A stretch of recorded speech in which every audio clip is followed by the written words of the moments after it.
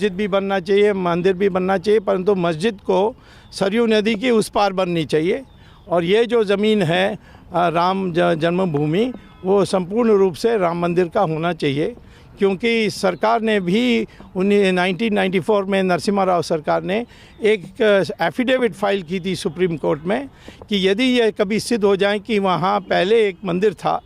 और उसके बाद ही मस्जिद बना, तो हम ये सारा ज़मीन हिंदुओं को दे देंगे। उस एफिडेविट के लिए इलाहाबाद हाई कोर्ट को आदेश दिया था सुप्रीम कोर्ट ने कि इस पर जांच करवाइए, और इलाहाबाद हाई कोर्ट ने all India archaeological survey of India को उन्होंने इस बात को सौंपा था। आर्कियोलॉजिकल सर्वे ऑफ इंडिया ने 2 साल की पूरी आधुनिक जांच के बाद ये कहा कि वो एक विशाल मंदिर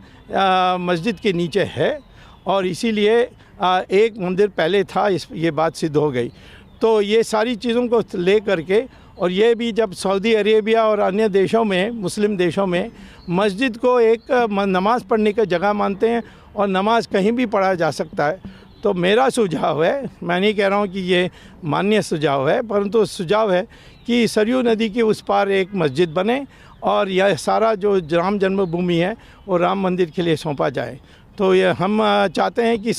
न्यायाधीश एक मीडिएटर, ये जो मध्यस्थ करने के लिए कोई एक न्यायाधीश का नाम सुझाए, और मैं आशा करता हूं कि अगले फ्राइडे में, ये आने वाली शुक्रवार नहीं, अगले शुक्रवार, उसके बाद जो अगले शुक्रवार है उसमें ये फैसला कोर्ट की तरफ से अपेक्षित है। स्वामी सर, कोर्ट ने जब सुनवाई के दौरान सीजीआई ने खुद ये बात कही कि ये ऐसा मैटर नहीं है जहां हम कोई आदेश करके इससे ख़त्म करें, आप लोग क्यों नहीं आगे कदम बढ़ाते हैं, इस बात पे क्या बोला था? मैंने उसके सवाल, वो जो सवाल उठा, मैंने कहा, मैंने जो मुस्लिम पार्टीज़ हैं उनके साथ मेरी बात हुई, वो कहते हैं कि कोर्ट के फैसला के बिना हमारे समुदाय में संदेह हो जाएगा, तो इसलिए मैंने कहा कि मध्यस्थ भी करना है, वो आपके आदेश पर होनी चाहिए, और हम समझौता करने के लिए तैयार हैं। मस्जिद बने, मंदिर बने, उसके अलग अलग जगह हैं। एक के प्राणी प्रतिष्ठा के कारण राम